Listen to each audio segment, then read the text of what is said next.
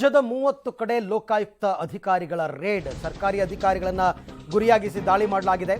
Lokayukta ರೇಡ್ನಲ್ಲಿ foreign brand ಎಣ್ಣೆ seize ಮಾಡಲಾಗಿದೆ. ರಾಮನಗರದ ಚನ್ನಹಳ್ಳಿ ಗ್ರಾಮ ಪಂಚಾಯತ್ ಸದಸ್ಯ ಎಚ್.ಎಸ್. ಸುರೇಶ್ ಮನೆಯಲ್ಲಿ ಪತ್ತೆಯಾಗಿದೆ. ಬೆಂಗಳೂರಿನ ಜಯಮಹಲ್ನಲ್ಲಿರುವ ನಿವಾಸದ ಮೇಲೆ ರೇಡ್ ಮಾಡಿದ ವೇಳೆ ಪತ್ತೆಯಾಗಿರೋದು. ಗ್ರಾಮ ಪಂಚಾಯತಿ ಸದಸ್ಯ ಬೆಂಗಳೂರಿನ ಜಯಮಹಲ್ನಲ್ಲಿ ಮನೆ ಮಾಡ್ಕೊಂಡಿದ್ದಾರೆ ಅನ್ನೋದೇ ದೊಡ್ಡ ವಿಚಾರ. ಅಂಥದ್ರಲ್ಲಿ ಇವಾಗ ಸಿಕ್ಕಿರ್ತಕ್ಕಂಥ ಈ ಫಾರಿನ್ ಮದ್ಯಗಳು ಎಚ್.ಎಸ್. ಸುರೇಶ್ ಅಂತ ಗ್ರಾಮ ಪಂಚಾಯತಿ ಸದಸ್ಯ ಚನ್ನಹಳ್ಳಿ, ಇವ್ರ ಮನೆ ಕೂಡ ಜಯಮಹಲ್ನಲ್ಲಿದೆ ಬೆಂಗಳೂರಿನಲ್ಲಿ. ಸೊ ಆ ಸಂದರ್ಭದಲ್ಲಿ ರೇಡ್ ಮಾಡಿದಾಗ ಫಾರಿನ್ ಮದ್ಯ ಅದೊಂದೇ ಅಲ್ಲ, ಅದರ ಜೊತೆಗೆ ಬೇರೆ ಬೇರೆ ಚಿನ್ನಾಭರಣಗಳು, ಕ್ಯಾಶು ಇವೆಲ್ಲವೂ ಕೂಡ ಅಪಾರ ಪ್ರಮಾಣದಲ್ಲಿ ಪತ್ತೆಯಾಗಿದೆ ಲೋಕಾಯುಕ್ತ ದಾಳಿಯ ಸಂದರ್ಭದಲ್ಲಿ ಅಂತಕ್ಕಂಥ ಮಾಹಿತಿ ಕೂಡ ಲಭ್ಯವಾಗ್ತಾ ಇದೆ.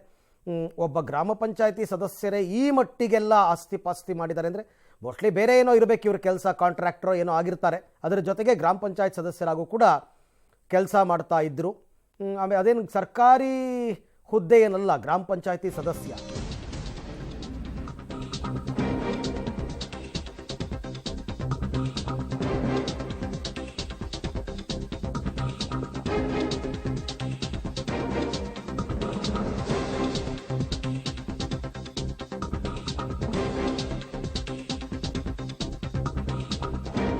ಇನ್ನು ಬೆಸ್ಕಾಂನ chief general manager Nagaraju 9 site 3 ಮನೆಗಳಂತೆ, ಕೃಷಿ ಜಮೀನು, ಶಿಕ್ಷಣ ಸಂಸ್ಥೆಗಳು, ಕಮರ್ಷಿಯಲ್ ಲೈಸೆನ್ಸ್ಗಾಗಿ 7.5 ಲಕ್ಷ ಲಂಚವನ್ನು ಕೇಳಿದ್ರಂತೆ ಈ ನಾಗರಾಜ್ ಅವರು. ಬೆಸ್ಕಾಂನ chief general manager M L. Nagaraju ಇವರ ಮನೆ ಮೇಲೆ ರೇಡ್ ಮಾಡಿದಾಗಲೂ ಕೂಡ ಇದೇ ರೀತಿ ಎಲ್ಲ ಸಿಕ್ಕಿದೆ. ಜೊತೆಗೆ ಚರಾಸ್ತಿ ಸ್ಥಿರಾಸ್ತಿಗಳನ್ನ ನೋಡಿದಾಗ ಸ್ಥಿರಾಸ್ತಿ ಏನೋ 9 ಸೈಟು 3 ಮನೆ, ಬೇಕಾದಷ್ಟು ಕಮರ್ಷಿಯಲ್ ಕಾಂಪ್ಲೆಕ್ಸ್, ಏನೋ ಲೈಸೆನ್ಸ್ ಕೊಡೋದಕ್ಕೆ 7.5 ಲಕ್ಷ ಲಂಚ ಕೇಳಿದ್ರು. ಆ ಸಂದರ್ಭದಲ್ಲಿ ದೂರು ಕೊಟ್ಟಿದ್ರು, ಮನೆ ನೋಡಿ ಹೇಗಿದೆ ಅಂತ, ಮನೆ ನೋಡಿ ಯಾವ ರೀತಿ ಕಟ್ಟಿದ್ದಾರೆ ಅಂತ. ಇರ್ಬೋದು ಬೆಸ್ಕಾಂನ ಚೀಫ್ ಜನರಲ್ ಮ್ಯಾನೇಜರ್ ಆಗಿರ್ಬೋದು, ಬಟ್ ಅವರು ಕೂಡ ಗೌರ್ನಮೆಂಟ್ ಎಂಪ್ಲಾಯಿನೇ, ಅವ್ರಿಗೂ ನಿರ್ದಿಷ್ಟವಾಗಿ ಇಷ್ಟು ಅಂತಲೇ ಸಂಬಳ ಬರ್ತಾ ಇರುತ್ತಲ್ಲ. ಸೊ ಅದರ ಆಧಾರದ ಮೇಲೆ ಲೆಕ್ಕ ಹಾಕಬೇಕಲ್ಲ, ಇಷ್ಟೆಲ್ಲ ಸಿಕ್ಕಿದೆ ಅಂತಂದಮೇಲೆ ಎಲ್ಲಿಂದ ಬಂತು ಅಂತ ಪತ್ತೆ ಮಾಡಬೇಕಲ್ಲ ಲೋಕಾಯುಕ್ತ ಅಧಿಕಾರಿಗಳು. ಭ್ರಷ್ಟರ ಬೇಟೆ ಮುಂದುವರೆದಿದೆ. ಹಾಗಂತ ಸಿಕ್ಕಾಕೊಂಡಿರೋರು ಎಲ್ಲರೂ ಭ್ರಷ್ಟರು ಅಂತ ಹೇಳೋದಕ್ಕೆ ಬರಲ್ಲ. ಈ ಬಗ್ಗೆ ಮತ್ತಷ್ಟು ಮಾಹಿತಿ ನನ್ನ ಕೊಲ್ಲಿಗ್ ಮಾರುತಿ ಅವರಿಂದ ಪಡೆಯೋಣ. ಮಾರುತಿ, ನಾಗರಾಜ್ ಇವರ ನಿವಾಸದ ಮೇಲೆ ರೇಡ್ ಆಗಿದೆ, ಬಟ್ ಆದಾಯ ಮೀರಿ ಅದು ಎಷ್ಟೋ ಪಟ್ಟು ಹೆಚ್ಚಿನ ಆಸ್ತಿ ಪತ್ತೆಯಾಗಿದೆ ಅಂತ ಅನಿಸ್ತಾ ಇದೆ ಲೆಕ್ಕಾಚಾರದಲ್ಲಿ. ಏನು ಅಪ್ಡೇಟ್ಸ್ ಇದೆ ಮಾರುತಿ?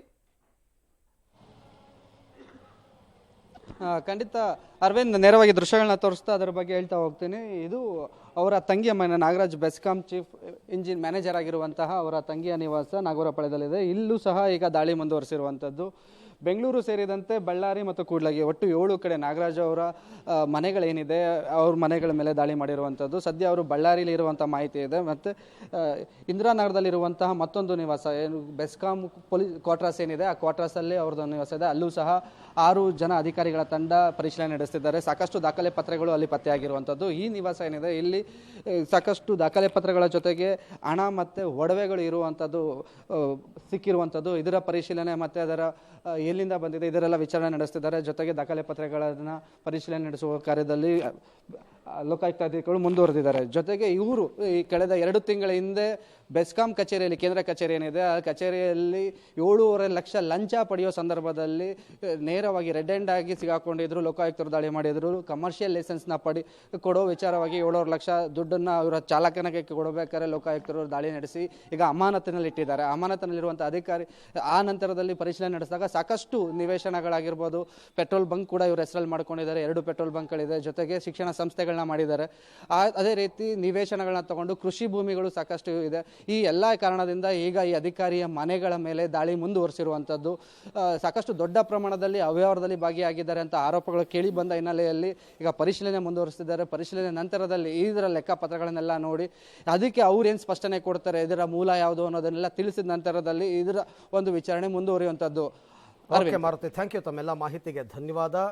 ಪೆಟ್ರೋಲ್ ಬಂಕು, ಶಿಕ್ಷಣ ಸಂಸ್ಥೆಗಳು, ಇದರ ಜೊತೆಗೆ 9 ಸೈಟು 3 ಮನೆ, ಇವ್ರನ್ನ ನೀವು ಏನಂತ ಕರೀತಾರೆ ಈ ಅಧಿಕಾರಿಯನ್ನು? ಈತ ತುಂಬ ಪ್ರಾಮಾಣಿಕ ಅಧಿಕಾರಿ ಅಂತ ಅಂತೀರಾ, ಭ್ರಷ್ಟ ಅಧಿಕಾರಿ ಅಂತ ಅಂತೀರಾ? ಎಷ್ಟೇ ದುಡ್ಡು ಮಾವನ ಮನೆಯಿಂದ ಬಂದಿರ್ಬೋದು, ಈ ಪರಿಪ್ರಮಾಣದಲ್ಲಿ ಸಾಧ್ಯನೇ ಇಲ್ಲ.